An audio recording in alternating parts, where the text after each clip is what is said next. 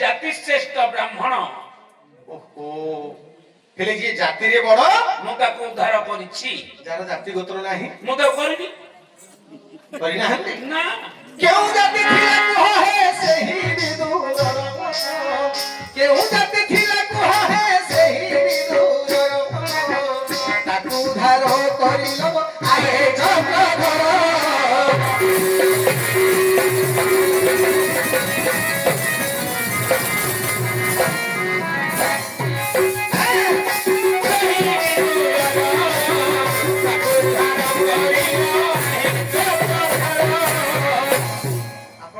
ପ୍ରଭୁ ଯାହାର ଜାତି ଶ୍ରେଷ୍ଠ, ଯେ ଜାତିରେ ବଡ ଆପଣ ତାକୁ ଉଦ୍ଧାର କରି, ଯାହାର ଜାତି ଗୋତ୍ର ନାହିଁ ଆପଣ ତାକୁ ଉଦ୍ଧାର କରିନି। ଆଜ୍ଞା ସମସ୍ତେ ଜାଣିଛନ୍ତି ମହାପ୍ରଭୁଙ୍କର ବଂଶଟା କୁରୁ ବଂଶଟା ଯେତେବେଳେ ଲୋପ ହେଇଯାଉଥିଲା, ମାଙ୍କର ଆଦେଶ ପାଳନ କରି ବ୍ୟାସ ମହାମୁନି ଆସିଲେ। ଦିଟା ଭାଇ ବୋହୂ ଥିଲେ, ଜଣେ ଅମ୍ବିକା ଜଣେ ଅମ୍ବାଳିକା। ବ୍ୟାସକୁ କହିଲେ ମା ପୁଅରେ ତୁ ଯଦି ଚାହିଁବୁ କୁରୁ ବଂଶଟା ରକ୍ଷା ପାଇବ, ନହେଲେ କୁରୁ ବଂଶଟା ଏଇଟା ଏକା ଲୋପ ହେଇଯିବ। ହେଲେ ବ୍ୟାସ ମହାମୁନି ଆବାଳ ବ୍ରହ୍ମଚାରୀ ଜଟାଧାରୀ ନା ନାହିଁ, ତାଙ୍କର ଯୋଉ ଭୟଙ୍କର ରୂପକୁ ଦେଖିକିରି ପ୍ରଥମେ ଯେତେବେଳେ ଅମ୍ବିକା ଗଲେ ଡରିକିରି ଆଖିଟା ବନ୍ଦ କରିଦେଲେ।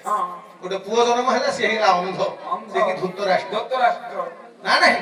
ଯେତେବେଳେ ଅମ୍ବାଳିକା ଗଲେ ସେ ଭୟ ପାଇକିରି ଟିକେ ପାଣ୍ଡିଆ ବର୍ଣ୍ଣ ହେଇଗଲା। ତାପରେ ତାଙ୍କର ବାପା ଜନ୍ମ ହେଲେ ପଣ୍ଡୁ। ମା ଦେଖିଲେ ଗୋଟେ ଅନ୍ଧ ହେଇଗଲା, ଗୋଟେ ପାଣ୍ଡିଆ ହେଇଗଲା। ଗୋଟେ ଗୁଣବାନ ଗୋଟେ ବିଦ୍ୟାମାନ ପୁଅ ଗୋଟେ ଦରକାର। ଉଭୟ ବୋହୂଙ୍କୁ କହିଲା ପୁଣି ଥରେ ତମେ ଯାଅ। ଉଭୟ ତ ଭୟ ପାଇଯାଇଛନ୍ତି, କଲେ କଣ ନା ଗୋଟେ ଦାସୀଙ୍କୁ ନିଜର ଭେଷ ପୋଷାକ ପିନ୍ଧେଇ ଦେଇକିରି ବ୍ୟାସ ମହାମୁନି ପାଖକୁ ପଠେଇଦେଲେ। ସେ ଦାସୀ ଗର୍ଭରୁ ବ୍ୟାସ ମହାମୁନିଙ୍କ ଔରସରୁ ଜନ୍ମ ହେଇଛନ୍ତି ଆଜ୍ଞା ବିଦୁର। ତାର କୋଉ ଜାତି ଗୋତ୍ର ଅଛି ଆଜ୍ଞା?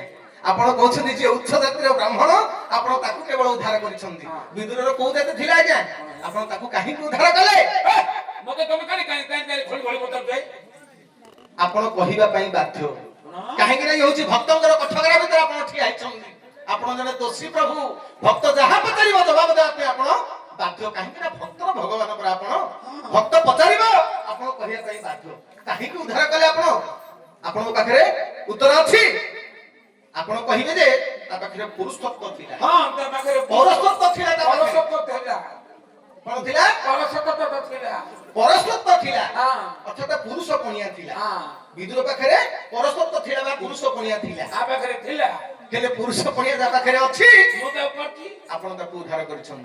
ଯାହା ପାଖରେ ପରସତ୍ୱ